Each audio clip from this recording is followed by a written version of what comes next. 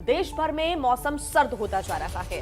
कहीं भारी बर्फबारी तो कहीं शीतलहर से तापमान में लगातार गिरावट दर्ज की जा रही है और अगले 24 घंटों में उत्तर प्रदेश, मध्य प्रदेश और राजस्थान के कई हिस्सों में हल्की बारिश का अनुमान है। बदले मौसम पर देखिए हमारी रिपोर्ट।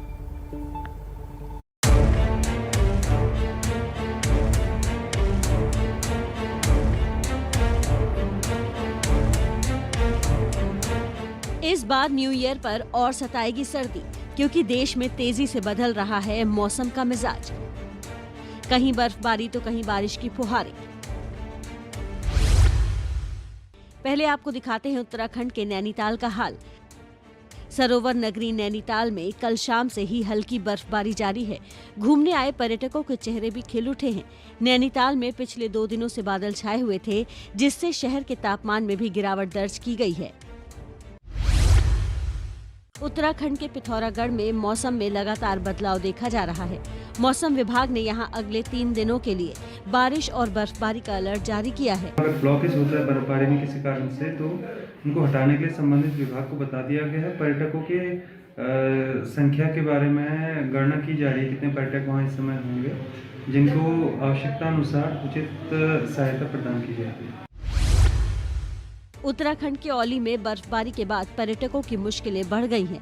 भारी बर्फबारी के बाद जोशीमठ से औली को जोड़ने वाले मोटर मार्ग पर काफी फिसलन हो गई है, जिसके चलते सैकड़ों वाहन जहां के तहां फंस गए हैं।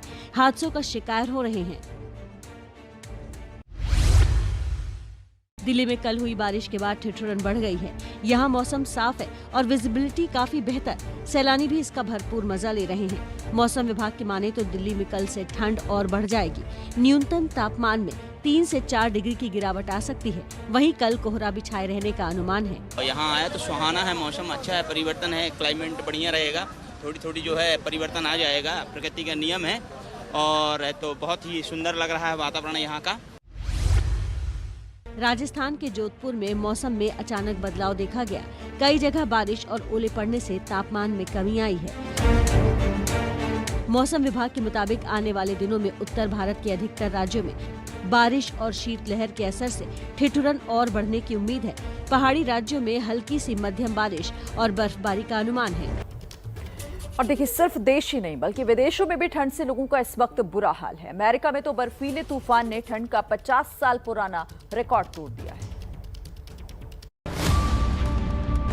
सफेद बर्फ की चादर में ढका शहर, बारिश भी बरपा रही, अमेरिका में कहर। ठिठुरन ऐसी कि सांस लेना भी दुभर हो जाए। विदेशों में भी बारिश और बर्फबारी ने जिंदगी की रफ्तार पर ब्रेक लगा दिया है। भारी बर्फबारी से जनजीवन अस्त व्यस्त है। अमेरिका के कई शहरों में बर्फीले तूफान ने लोगों की मुश्किलें बढ़ा दी हैं। तस्वीरें उत्तरी कैलिफोर्निया के सिएरा नेवादा की हैं, जहां बर्फबारी ने पिछले 50 साल का रिकॉर्ड तोड़ दिया है। यहां सड़कों पर 6 से 8 इंच तक बर्फ जम गई है। यातायात लगभग ठप है। सड़कों से बर्फ हटाने का काम जारी है, लेकिन लगातार हो रही बर्फबारी के बीच इन तमाम कोशिशों का कोई खास असर होता नजर नहीं आ रहा।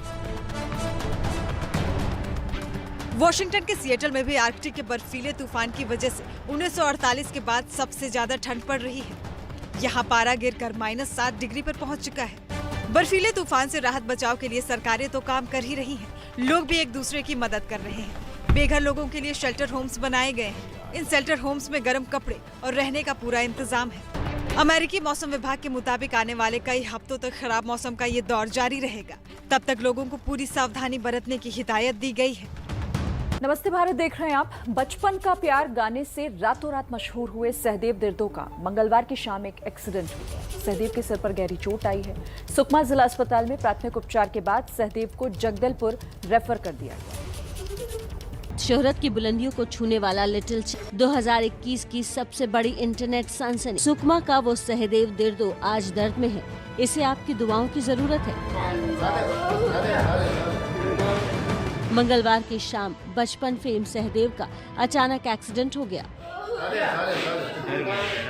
सहदेव स्कूटी पर सवार होकर अपने दोस्तों संग घूमने निकला था। तभी अचानक सड़क पर गिट्टी और रेत की वजह से स्कूटी अनियंत्रित होकर पलट गई।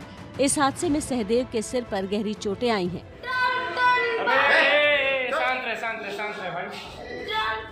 सहदेव के रोने से ही पता चल रहा है कि वो कितनी तकलीफ में है, जख्म कितने गहरे हैं। सहदेव के साथ हुए हादसे की खबर से इसके फैंस परेशान हैं। भूपेश बघेल ने सुकमा के डीएम विनीत नंदनवार से बात कर सहदेव के इलाज के लिए हर जरूरी इंतजाम करने को कहा है।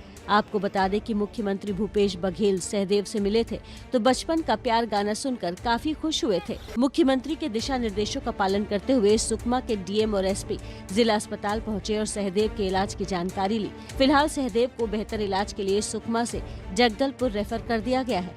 डॉक्टरों के मुताबिक सहदेव के सिर पर गंभीर चोट आई है, लेकिन ज्यादा चिंता की बात नहीं है। सहदेव दिर्दो जल्द ही ठीक होकर पहले की तरह गुनगुनाएगा। तो देखिए, देश में कोरोना एक बार फिर से अपने पैर पसार रहा है। कोरोना के वेरिएंट ओमिक्रॉन ने लोगों की टेंशन बढ़ा दी है। महाराष्ट्र और दिल्ली दो ऐसे राज्य हैं जहां पर ओमिक्रॉन के सबसे ज्यादा मामले सामने आए हैं। ओमिक्रॉन की रफ्तार कितनी तेज है, हमारी इस रिपोर्ट से आपको इस बात का अंदाजा होगा।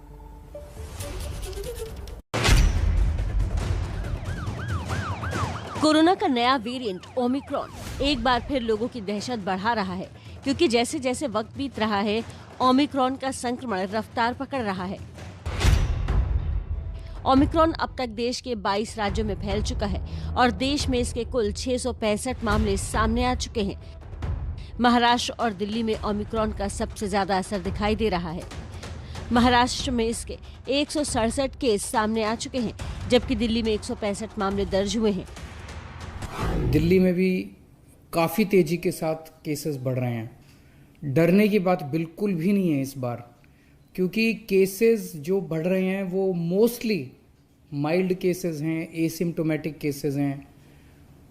अधिकतर केसेस में ना तो अस्पताल जाने की ज़रूरत पड़ रही है, ना ऑक्सीजन की ज़रूरत पड़ रही है, ना आईसीयू की ज़रूरत पड़ रही है, ना वेंटिलेटर की ज़रूरत पड़ रही है।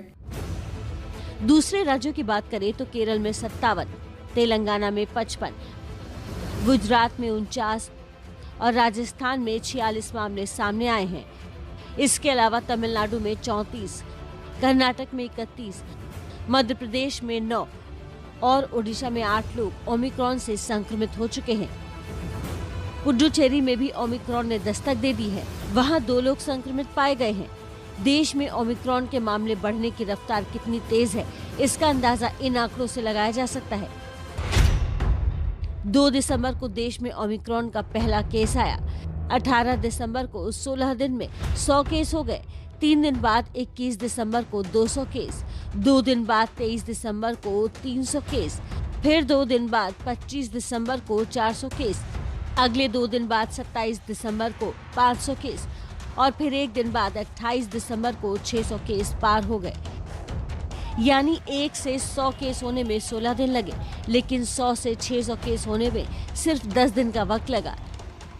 मतलब साफ है, ओमिक्रॉन को हल्के में नहीं लेना चाहिए। सावधानी बेहद जरूरी है।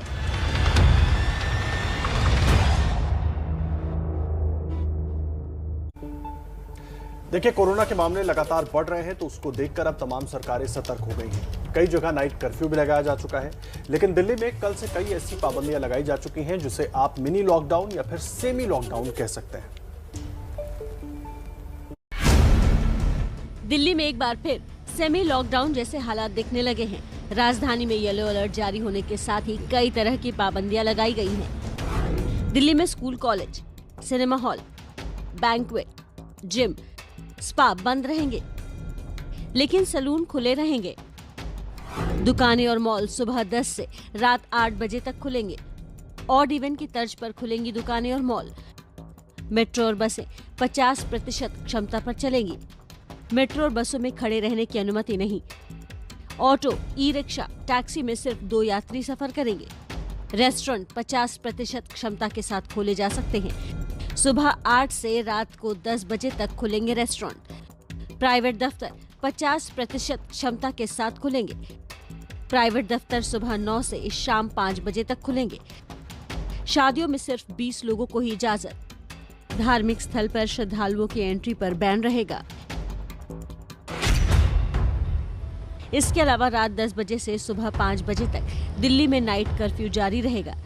दिल्ली में आज DDMA यानी दिल्ली आपदा प्रबंधन प्राधिकरण की मीटिंग बुलाई गई है, जिसमें कोरोना के साथ साथ ओमिक्रॉन के बढ़ते मामलों से खराब होते हालात पर चर्चा होगी। ये बैठक उपराज्यपाल अनिल बैजल की अध्यक्षता में होगी, जिसमें मुख्यमंत्री अरविंद केजरीवाल भी मौजूद रहेंगे। इस बार आपकी सरकार जो है और ज्यादा 10 गुना तैयार है केसेस से निपटने के लिए। हम नहीं चाहते कि कोरोना फैले, इसीलिए बार बार अपील कर रहे हैं, आपसे सबसे अपील कर रहे हैं कि भाई मार्केट में जाओ, घर से बाहर जाओ, दफ्तर जाओ, कहीं भी जाओ तो मास्क जरूर पहन के रखें। उधर मुंबई में भी ओमिक्रॉन के बढ़ते मामलों के साथ साथ कोरोना पर काबू पाने के लिए बीएमसी पहले ही कई पाबंदियां लगा चुकी है। मुंबई में नए साल के सेलिब्रेशन पर पूरी तरह से पाबंदी है। धारा 144 लागू की जा चुकी है। 5 से ज्यादा लोगों के एक साथ इकट्ठा होने पर जुर्माना लगाया जा सकता है। ये तस्वीरें मुंबई के मरीन ड्राइव की हैं, जहां बीएमसी मार्शल उन लोगों से फाइन लेते नजर आ रहे हैं जिन्होंने मास्क नहीं पहना था। मेरे पीछे आप तस्वीरें देख सकते हैं। मैं फिलहाल मुंबई के मरीन ड्राइव इस इलाके में हूं और यहाँ पर बीएमसी मार्शल्स हैं। बीएमसी मार्शल्स ऐसा काम करते हैं जो कि जिन लोगों ने मास्क नहीं पहना है उन्हें उनके पास वो जाते हैं, उनसे कहते हैं कि आपने मास्क क्यों नहीं पहना है और उसका फाइन भी लगाते हैं। लेकिन इन पाबंदियों के बावजूद लोग रात के वक्त सड़कों पर निकल रहे हैं और एक जगह पर इकट्ठा भी हो रहे हैं। बांद्रा रिक्लेमेशन इलाके की ये तस्वीरें उसी की गवाह हैं। और अब बात उस खबर की जिसे जानना आपके लिए बेहद जरूरी है। अगर आपने कोरोना वैक्सीन की डोज ले ली है तो आपको ओमिक्रॉन से डरने की जरूरत नहीं है, लेकिन सावधान रहने की जरूरत है। और ऐसा क्यों, इस रिपोर्ट में समझिए।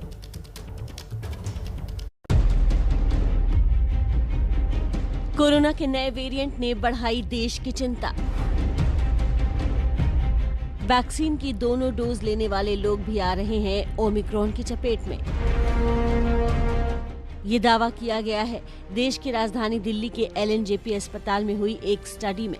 इसके मुताबिक एलएनजेपी अस्पताल में 1 दिसंबर से 28 दिसंबर तक ओमिक्रॉन के 72 मरीज इलाज के लिए भर्ती हुए। इन मरीजों में 96% यानी 69 लोग वैक्सीन की दोनों डोज लगवा चुके थे। बाकी बचे 3 लोगों को भी कोरोना वैक्सीन की पहली डोज लग चुकी थी। बावजूद इसके ओमिक्रॉन ने इन्हें अपनी चपेट में ले लिया। खाली 3 लोग को छोड़कर सभी जो पेशेंट हमारे यहाँ एडमिट हुए सब ने 2 डोज वैक्सीन का लिया हुआ था। 3 लोगों का वैक्सीनेशन पूरा नहीं था। इसका मतलब ये कि वैक्सीन की डोज से इन सभी लोगों की जान बची। दुनिया भर के तमाम शोध भी बताते हैं कि वैक्सीन लेने के बाद कोरोना का संक्रमण तो हो सकता है, लेकिन इससे गंभीर रूप से बीमार होने या जान जाने का खतरा कम हो जाता है।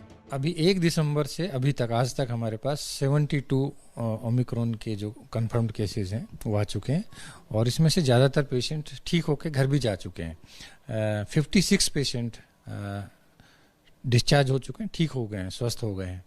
और अभी हमारे पास 16 पेशेंट अभी एडमिट हैं और डेली हमारे पास जो पैसेंजर, इंटरनेशनल पैसेंजर हैं एयरपोर्ट से हमारे पास आ रहे हैं। लेकिन चिंता अभी खत्म नहीं हुई है। एलएनजेपी अस्पताल के medical director doctor Suresh Kumar का दूसरा बयान सुनिए। ज़्यादातर पेशेंट्स एसिम्प्टोमेटिक हैं, कोई गंभीर लक्षण नहीं है। केवल 4 जो पेशेंट थे हमारे पास उनको लक्षण थे। उनमें से एक को लो ग्रेड फीवर था, एक को डायरिया था, एक को पेन एब्डोमेन था और एक पेशेंट्स को वीकनेस थी, उसके साथ साथ उसको हेडेक था और उनका थोड़ा सा कफ था। रेस्पिरेटरी सिम्टम सिर्फ एक पेशेंट में थे। यानी ओमिक्रॉन कोरोना का एक ऐसा वेरिएंट है जिसके लक्षण भी साफ नजर नहीं आ रहे हैं, लेकिन इसके बावजूद भी लोग संक्रमित हो रहे हैं। इसी को लेकर पिछले हफ्ते केंद्र सरकार ने भी एक रिपोर्ट सामने रखी थी, जिसमें साफ तौर पर कहा गया था कि वैक्सीनेटेड लोग ओमिक्रॉन की चपेट में तो आए, लेकिन इलाज के बाद जल्द ठीक होकर घर चले गए। स्वास्थ्य मंत्रालय ने अपनी रिपोर्ट में 183 मरीजों का विश्लेषण किया था। 87 लोगों को वैक्सीन की दोनों डोज लग चुकी थी। इसमें 3 वो लोग भी शामिल हैं जिन्हें वैक्सीन का बूस्टर भी लग चुका था। और दूसरी बड़ी बात ये कि 70% मरीजों में कोरोना के कोई भी लक्षण नहीं थे। ऐसे में कोरोना के नए वेरिएंट ओमिक्रॉन से देश की चिंता बढ़ी हुई है, लेकिन इस लड़ाई में वैक्सीन एक कारगर हथियार है।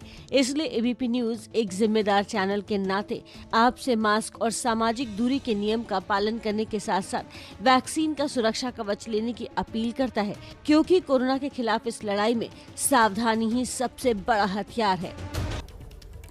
तो कोरोना के बढ़ते हुए मामलों के बीच सबसे बड़ी चिंता इस बात को लेकर है कि 5 राज्यों में चुनाव होने वाले हैं। इसीलिए कई जगह चुनावी रैलियां हो रही हैं, जिसमें जबरदस्त भीड़ उमड़ रही है। यूपी को कोरोना प्रभावित राज्य घोषित किया गया, लेकिन इसके बावजूद चुनावी रैलियों पर कोई रोक नहीं है।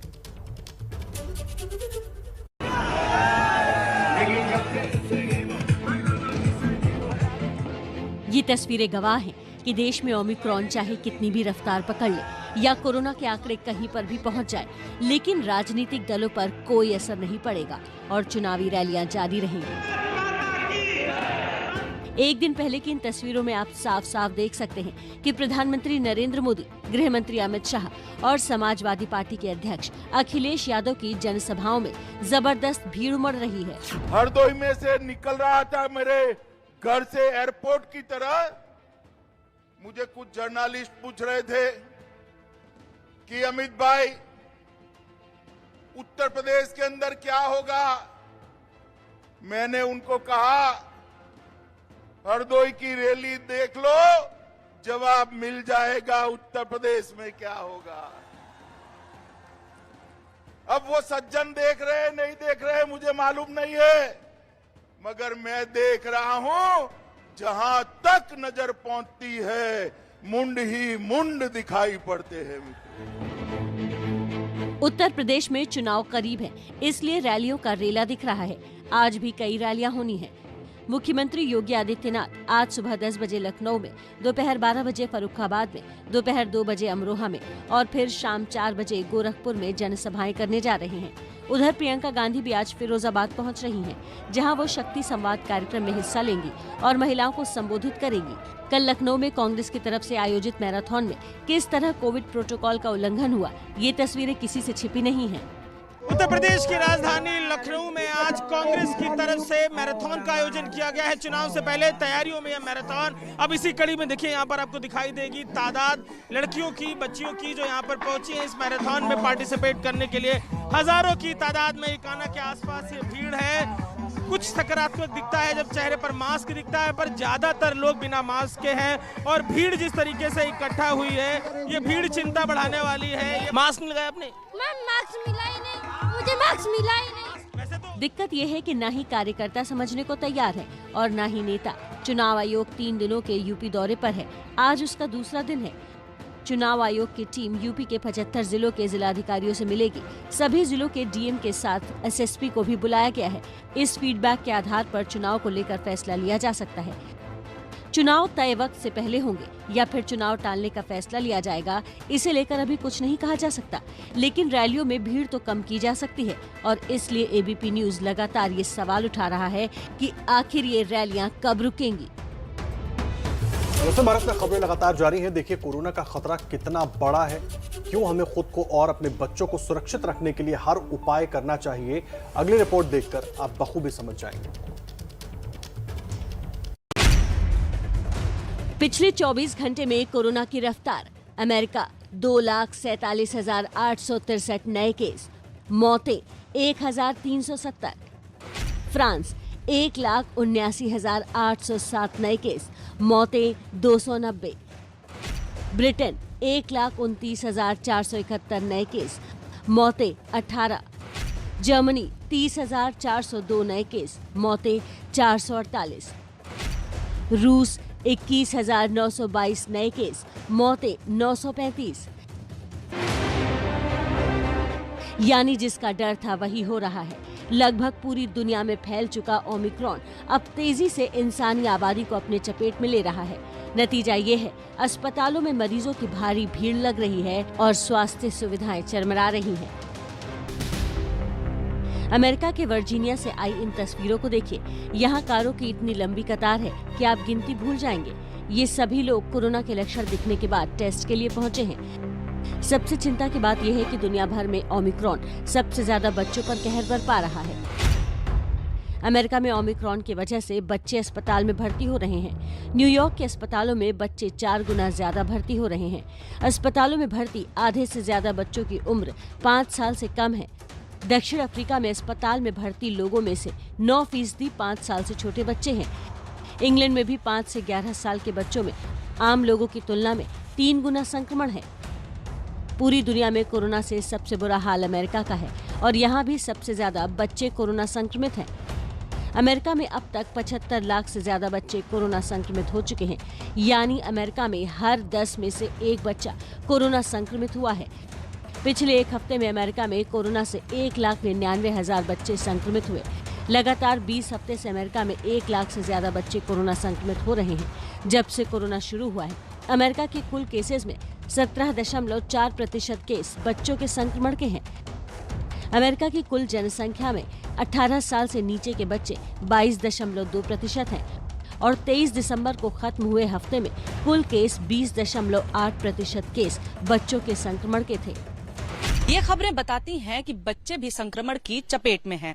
सरकार ने 15 से 18 साल के बच्चों के लिए वैक्सीनेशन की घोषणा तो कर दी है, लेकिन इससे छोटे बच्चों को वैक्सीन कब दी जाएगी? ओमिक्रॉन के बढ़ते खतरे के बीच अच्छी खबर ये है कि अंतर्राष्ट्रीय वैज्ञानिकों की टीम ने इंसानी शरीर में पाए जाने वाले उस एंटीबॉडी की पहचान कर ली है जो कोरोना के किसी भी वेरिएंट को निष्क्रिय कर सकता है। साइंस मैगजीन नेचर में छपे शोध के मुताबिक ये एंटीबॉडी सीधे कोरोना के स्पाइक प्रोटीन पर हमला करता है। इस नई खोज से आने वाले दिनों में ऐसी वैक्सीन और दवाइयां बनाने में मदद मिलेगी जो कोरोना को हमेशा के लिए खत्म कर दे। एक बार फिर बहुत स्वागत है आपका। आप देख रहे हैं नमस्ते भारत और देखिए नमस्ते भारत में अब वक्त हो गया है आपको एक खास मेहमान से मिलवाने का, जो है रेडियो सिटी 91.1 एफएम की रेडियो जॉकी आरजे गिनी, मॉर्निंग शो होस्ट है। आरजे गिनी, बहुत स्वागत है आपका नमस्ते भारत में। गिनी, सबसे पहले तो हम यही जानना चाहेंगे कि साल 2021 गुड मॉर्निंग गिनी, क्योंकि अब साल 2021 का आखिरी 3 दिन चल रहे हैं, ऐसे में नया साल आने वाला है, लेकिन दिल्ली में कोरोना की वजह से दिल्ली एक बार फिर लॉक हो गई है। न्यू ईयर कैसे मनाएंगे? पता नहीं लोगों का क्या होगा ऑनेस्टली, बिकॉज न्यू ईयर्स के लिए बहुत सारी पार्टीज प्लान थी, लोगों के बहुत सारे प्लान्स थे एंड लिटरली 3 हफ्ते पहले तक ऐसा कुछ नहीं था।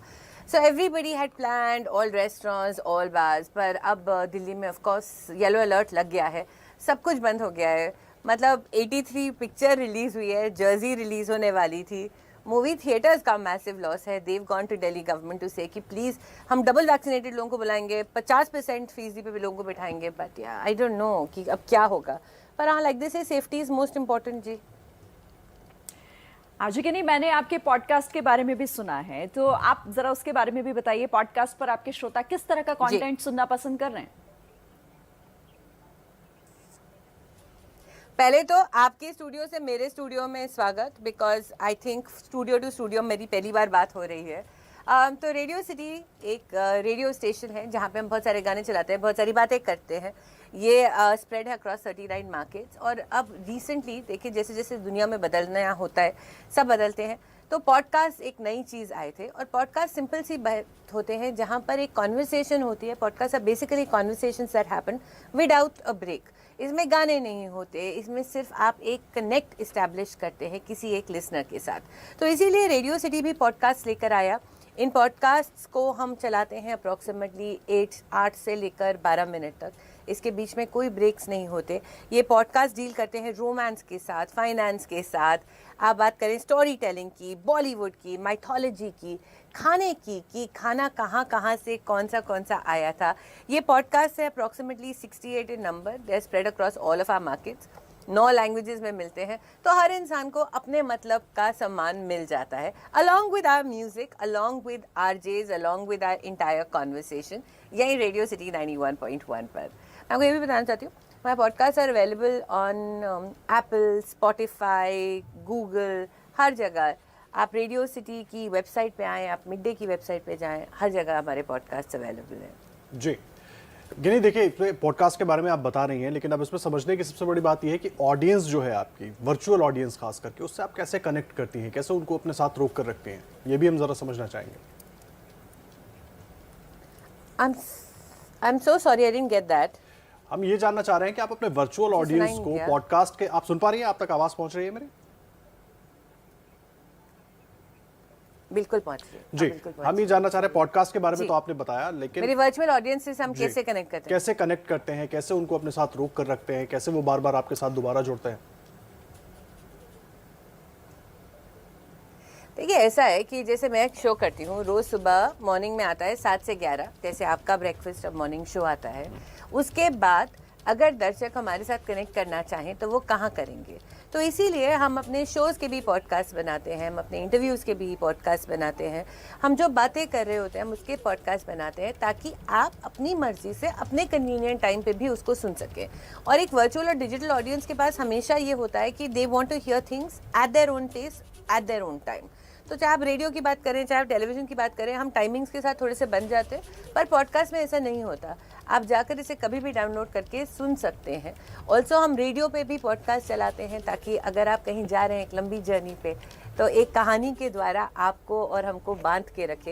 एंड आई थिंक जब हम बातें करते हैं, चाहे एक रेडियो शो में हो चाहे एक पॉडकास्ट में हो, लोकल कनेक्ट और एक इंसान के दिल से कनेक्ट करना बहुत ज़रूरी होता है, जो शायद इन स्टोरीज़ में, इन बातों में हो जाता है। तो हाँ, डिजिटल ऑडियंस अपने टाइम पे सुने, रेडियो ऑडियंस अपने टाइम पे सुने, हम सबको फ्लेक्सिबिलिटी दे रहे हैं। बिल्कुल गिनी, बहुत आपको शुभकामनाएं पॉडकास्ट के लिए, और हमारी यही कामनाएं हैं कि पॉडकास्ट की जो भी आपकी टारगेट ऑडियंस है उन तक आप अपनी बातें, अपने मन की बातें पहुंचाने में कामयाब हो रही हैं। बहुत धन्यवाद आपका हमारे साथ जुड़ने के लिए आज गिनी। और अब खबरें आपको बता देते हैं विस्तार से। देखिए, कानपुर में इत्र कारोबारी पीयूष जैन पर शिकंजा कसता जा रहा है। देश की 5 एजेंसियां इस कारोबारी का पूरा बही खाता खंगाल रही हैं, लेकिन इसी के साथ अब कुछ और कारोबारियों पर जांच एजेंसियों की नजर भी है, जिनके यहां छापेमारी जारी है। कानपुर में अभी इत्र कारोबारी पीयूष जैन के घर में नोटों के बंडल को लेकर ही लोग हैरान थे कि अब कानपुर के 2 और कारोबारी निशाने पर आ गए हैं। ट्रांसपोर्टर के घर पर छापेमारी, वनस्पति कारोबारी के घर छापा। ये दोनों तस्वीरें उन्हीं छापों की हैं, जिसमें एक ट्रांसपोर्टर के घर पर छापेमारी हो रही है तो दूसरे में वनस्पति कारोबारी के घर पर रेड डाली गई है। कानपुर में गणपति ट्रांसपोर्ट के मालिक के घर पर DGGI यानी directorate general of GST intelligence और इनकम टैक्स की टीम ने छापा मारा है।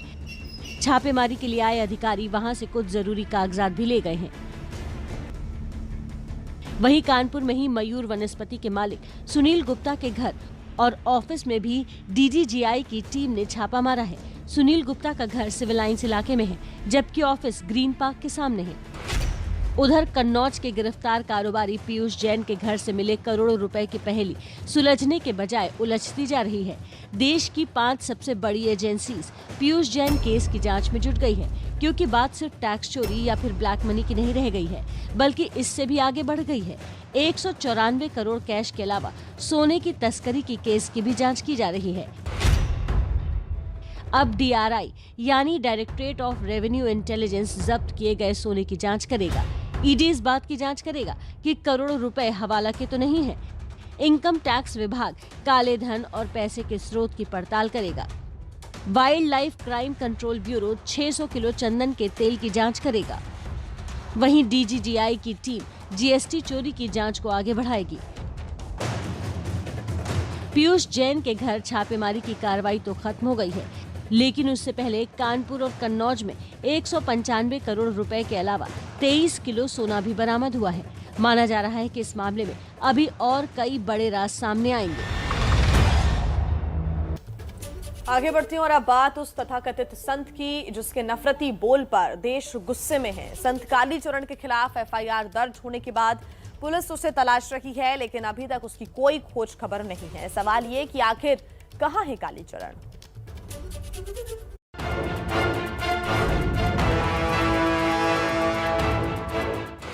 महात्मा गांधी के लिए अपशब्दों का इस्तेमाल करने वाला कालीचरण कहाँ है? आखिर वो ऐसी कौन सी जगह छिपा है कि पुलिस उसे पकड़ नहीं पा रही है? छत्तीसगढ़ के मुख्यमंत्री भूपेश बघेल का दावा है कि कालीचरण की तलाश में पुलिस की टीम को महाराष्ट्र और मध्य प्रदेश भेजा गया है, उसे बख्शा नहीं जाएगा। उसके खिलाफ FIR दर्ज हो चुका है और बहुत साहसी है, तो आप सरेंडर करें। बाहर इस प्रकार से बयानबाजी करने के बजाय वो सीधा पुलिस में FIR दर्ज हो चुका है, वह अपने आप को सरेंडर करें, नहीं तो गिरफ्तार करें, छत्तीसगढ़ पुलिस जाएगी। कालीचरण ने जो कुछ कहा उस पर तो पहले ही लोग सवाल उठा रहे हैं, लेकिन इतिहास के आईने से उसके झूठ का पर्दाफाश होना जरूरी है। सुखदेव राजगुरु भगत सिंह जी की फांसी गांधी रुकवा सकते थे, लेकिन नहीं रुकवाई जानबूझ के। इसलिए तिरस्कार करता हूं मैं गांधी का। कि जब सब अग्रीमेंट हो गया कांग्रेस से, गांधी इरविन एग्रीमेंट 1931 का, तो गांधी जी फिर बाहर जाकर वापस आए कि भगत सिंह को की जिंदगी बचा लीजिए, उनको फांसी पे मत चढ़ाइए। तो इरविन ने कहा कि मैंने फिर भी इनकार कर दिया, मैं नहीं तैयार। तो इसलिए ये बिल्कुल झूठ है कि गांधी जी ने भगत सिंह के लिए कोई कहानी। पाकिस्तान बांग्लादेश को जोड़ने वाला कॉरिडोर मांग लिया मुसलमानों ने कि भारत को और खाया जाए। इसके लिए गांधी अनशन पे बैठने वाले थे। कॉरिडोर से क्या मतलब गांधी जी, न इस पे कभी वो बैठे। ये तो पागलपन का सवाल है। लाखों करोड़ों हिंदुओं को मार के उनकी लाशें भेजी गई। लाखों हिंदुओं को, 27 लाख हिंदुओं को मार डाला गया एक ही दिन में, डायरेक्ट एक्शन डे के दिन, जिन्ना के द्वारा। और पाकिस्तान में से जो ट्रेनें आ रही थी वो लाशों से ही भरी हुई थी, महिलाओं के और पुरुषों के। और यहां गांधी अनशन कर रहे थे कि 55 करोड़ रुपए दो पाकिस्तान को। वो सिर्फ इस वजह से नहीं बैठे थे, ये भी एक झूठ फैलाया जा रहा है। 55 करोड़ पाकिस्तान को देना नहीं था, पाकिस्तान के थे। जो स्टर्लिंग बैलेंसेस थे उसमें पाकिस्तान का वो हिस्सा आता है। तो ये झूठ है कि वो पाकिस्तान को गिफ्ट दिया गया। आपने देखा कि इतिहासकार इरफान हबीब ने उन तमाम झूठ का पोस्टमार्टम कर दिया जो कालीचरण बोल रहा है। लेकिन सवाल ये है कि कालीचरण आखिर कब पकड़ा जाएगा।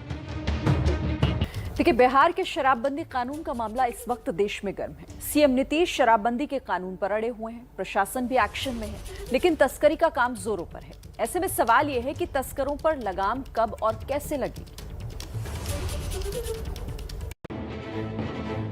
आपकी टीवी स्क्रीन पर दो तस्वीरें हैं। एक तरफ पुलिस हिरासत में एक युवक है जो पिकअप वैन का ड्राइवर है, दूसरी तरफ अनार के प्रिंट वाले कार्टन का अंबार है। अब इन दोनों तस्वीरों के बीच का संबंध भी जान लीजिए। पुलिस के हिरासत में नजर आ रहा ये शख्स बिहार के शराब तस्करी गैंग का गुर्गा है, जो बनारस से फलों की पेटी में शराब की बोतल छिपाकर तस्करी को अंजाम देने की कोशिश में था। नए साल के जश्न के लिए शराब की इस खेप को पटना पहुंचना था, लेकिन एंटी लिकर टीम ने कैमूर में ही तस्कर को माल के साथ धर दबोचा। इसी क्रम में 28 तारीख को प्रातः 4 बजे एक पिकअप जो फल लादकर बनारस से पटना जा रहा था, जांच करने पे उसमें अनार की पेटी के नीचे विदेशी शराब तस्करी करते हुए पकड़ा गया है। कुल 1440 बोतल पकड़ी गई हैं। पुलिस की माने तो इस छापेमारी में 1440 विदेशी शराब की बोतलें बरामद हुई हैं। इसकी कीमत करीब 3 लाख बताई जा रही है। उधर सीएम नीतीश कुमार तो शराब पीने वाले लोगों को बिहार नहीं आने की बात कर रहे हैं। बाहर को आने वाले को हम कहेंगे कि यहाँ आते हैं तो दारू पीजिए, मत आइए। अगर दारू पीते हैं, अब बिहार आने में आपको दारू पीने में दिक्कत है, मत आइए बिहार। चलिए मान लिया जाए कि शराब पीने वाले लोग बिहार नहीं आएंगे, लेकिन जो लोग बिहार में रहकर शराब पी रहे हैं उनका क्या? आखिरकार बिहार में तस्करी कर लाई जा रही शराब की खपत तो बिहार में ही हो रही है। ऐसे में सवाल ये भी है कि शराब तस्करों पर सरकार कब तक लगा पाएगी लगाम। नमस्ते भारत में खबरें लगातार जारी हैं और अब बात मध्य प्रदेश के देवास की, जहां कोरोना नियम तोड़ने पर महिला पर प्रशासनिक कार्रवाई हुई तो महिला पुलिस के साथ धक्का मुक्की और हाथापाई पर आ गई। ऐसे में बड़ा सवाल यह है कि नियम तोड़ेंगे तो कोरोना के खिलाफ जंग कैसे लड़ेंगे।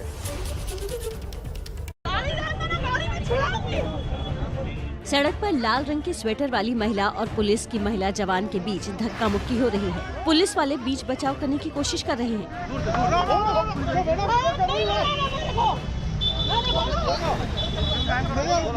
स्वेटर वाली महिला की इस हरकत से नाराज होकर महिला पुलिसकर्मी की साथी महिला पर चप्पल चला देती है।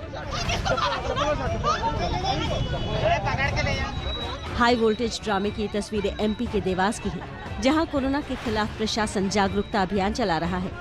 मास्क नहीं पहनने पर लोगों को फूल और मास्क दिया जा रहा है और फिर चालान काटा जा रहा है। मास्क नहीं पहनने पर ऐसी ही कार्रवाई देवास में इस महिला जागृति मिश्रा पर की गई, लेकिन महिला चालान की बात पर भड़क गई और पुलिसकर्मी और एसडीएम प्रदीप सोनी से बहसबाजी करने लगे।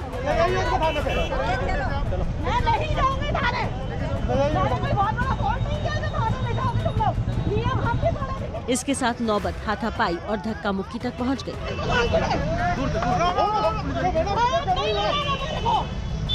जब महिला से इस बारे में सवाल पूछा गया तो सुनिए महिला क्या दलील दे रही है। मैंने बोला 2 साल से नियम है, आप लोगों की लापरवाही, आप 2 साल से चेकिंग करो ना।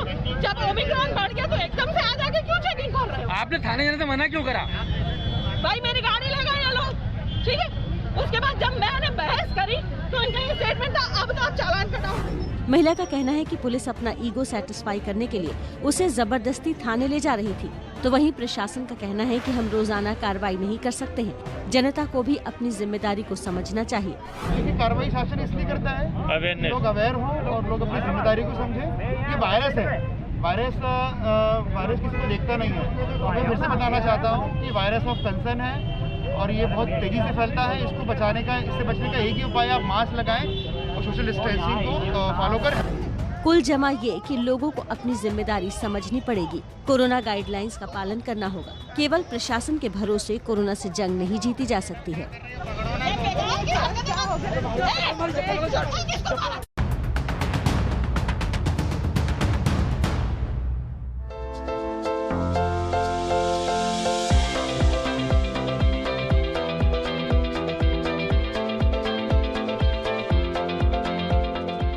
अखिलेश यादव ने मान लिया है कि सत्ता में आने पर साइकिल इतनी ताकतवर हो जाएगी कि वो जिस किसी को टक्कर मारेगी वो आदमी मर भी सकता है, और वो मर जाएगा तो उनकी सरकार मरने वाले को 5 लाख रुपए देगी।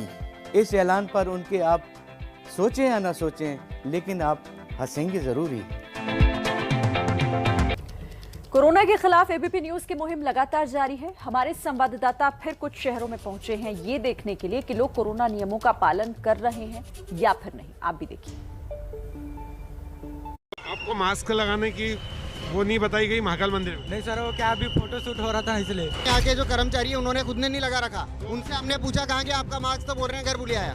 वो कर्मचारी नहीं लगाएंगे तो आप भी नहीं लगाएंगे? नहीं क्यों नहीं लगाएंगे, हमारा तो हाथ में ही है। मास्क लगाना जरूरी है। मास्क तो आपने भी नहीं लगाया? हमारा तो वो सुई लगी ना अभी आज। आपका मास्क कहाँ है? अभी बस जस्ट गाड़ी लेके आए हैं। मास्क पर ऐसे बहाने कि सुनकर सिर चकरा जाए। एबीपी न्यूज की टीम देश के अलग अलग शहरों में रियलिटी चेक के लिए निकली थी। हम ये देखने निकले थे कि ओमिक्रॉन की आहट के बीच लोग कितने सतर्क हुए हैं, मास्क पहन रहे हैं या नहीं, सोशल डिस्टेंसिंग का पालन हो रहा है या नहीं। लेकिन हमारी पड़ताल में जो तस्वीरें निकलकर सामने आई वो हैरान करने वाली है। लोगों में अब भी कोरोना को लेकर डर नहीं है। कोरोना के नए वेरिएंट ओमिक्रॉन पर सरकार जनता को बार बार सावधानी बरतने को कह रही है, पर कोई सुनने वाला नहीं। सबसे पहले आपको देश की आर्थिक राजधानी मुंबई लेकर चलते हैं। मुंबई के गेटवे ऑफ इंडिया पर लोगों से बात की हमारी संवाददाता लता शर्मा ने, तो देखिए लोगों का क्या कहना है। मैं आपसे जानना चाहूंगी, आपने मास्क क्यों नहीं पहना? मैंने मास्क इसलिए नहीं पहना था कि मेरे सफोकेशन हो रहा है। मेरे को सफोकेशन हो रहा है? आप मुझे बताओ, केसेस बढ़ रहे हैं मुंबई में, देश में, आपको लगता नहीं सेफ रहना चाहिए? आपकी बात बराबर है, लेकिन मुझे तो अभी मैं थोड़ा बस से है इसलिए मेरे को थोड़ा सफोकेशन हो रहा था। अभी मैंने लगा लिया, सॉरी। मैं आपसे पूछना चाहती हूँ, केसेस बढ़ रहे हैं मुंबई में, देश में, आपको लगता नहीं कि हमें सिक्योर रहना चाहिए? अपनी सुरक्षित जो है सुरक्षिता वो हमें अपने जिम्मेदारी से उठानी चाहिए। अभी ये भीड़ भाड़ तो छोड़ के हम सब फैमिली अभी फैमिली का मास्क तो नहीं ना लगा सकते फैमिली में। जो भी हम हमारी सिक्योरिटी तो हम रखते। सरकार बार बार कहती है 2 गज दूरी, मास्क है जरूरी, पर यहाँ ना तो 2 गज दूरी है और ना ही मास्क। यही हाल कुछ बिहार की राजधानी पटना का भी है। यहाँ के बाजार में हमारी संवाददाता निधि श्री ने लोगों से मास्क के बारे में पूछा तो लोग तरह तरह के बहाने बनाते नजर आए। पटना के एनएमसीएच अस्पताल के बाहर अलग अलग जिले से अस्पताल लोग पहुँचते हैं इलाज कराने के लिए, और किस तरह मास्क नहीं पहना है लोगों ने। अब जैसे ये सामने भाई साहब को देख लीजिए, झाल मुड़ी बना रहे हैं। मास्क कौन पहनेगा? मास्क गमछी रखते हैं। देश में ओमिक्रॉन के मरीजों की संख्या लगातार बढ़ती जा रही है, फिर भी लोगों में डर नहीं है। उत्तराखंड के पलटन बाजार से भी भीड़ की ऐसी ही तस्वीरें आई हैं, जहां लोग बिना मास्क के बाजारों में भीड़ लगा रहे हैं। इन्हें देखकर लगता ही नहीं कि इन्हें कोरोना का कोई डर है। मास्क तो नहीं लगे, क्या करें, अब बच्चों का पेट ही पालना है। सारे दिन मास्क लगा के बैठ नहीं सकते हम यहाँ पे। धूल मिट्टी आती है यहाँ से। इंजेक्शन वगैरह हम ले रहे हैं, कोविड का ले लिया हमने 2-2। अगर बीमार हो गए तो क्या बच्चों का पेट पाल पाएंगे? वैसे नहीं पाल पाएंगे हम। मास्क लगाइए ना सर। बस लगाते हैं, सारे दिन लगा के नहीं बैठ सकते। ऐसे में ओमिक्रॉन का मजबूत होना लाजमी है। अब आपको लेकर चलते हैं उज्जैन के महाकालेश्वर मंदिर में, जहां हर दिन हजारों श्रद्धालु आते हैं अपनी मनोकामना लेकर। मंदिर प्रशासन ने कोरोना को लेकर कई नियम भी बनाए हैं, पर भक्तों को किसी बात का डर नहीं। तो आपको मास्क लगाने की वो नहीं बताई गई महाकाल मंदिर में? नहीं सर, वो क्या अभी फोटो शूट हो रहा था इसलिए, ऐसा कुछ नहीं है। तो मास्क है आपके पास? आप कहाँ से आए? राजस्थान। आप मास्क नहीं लगाए? मास्क लगा रखा हूँ ना, बस अभी हाल ही दर्शन कर रहा था इसलिए कर रहा था। दर्शन कर रहे थे, मतलब तमाम बहाने हैं यहाँ पर लोगों के पास। इस वक्त देश में कुल ओमिक्रॉन के मरीजों की संख्या 653 है।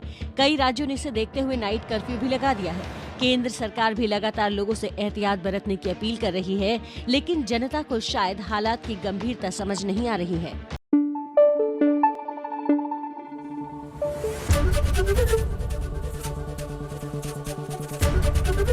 एबीपी न्यूज आपको रखे आगे।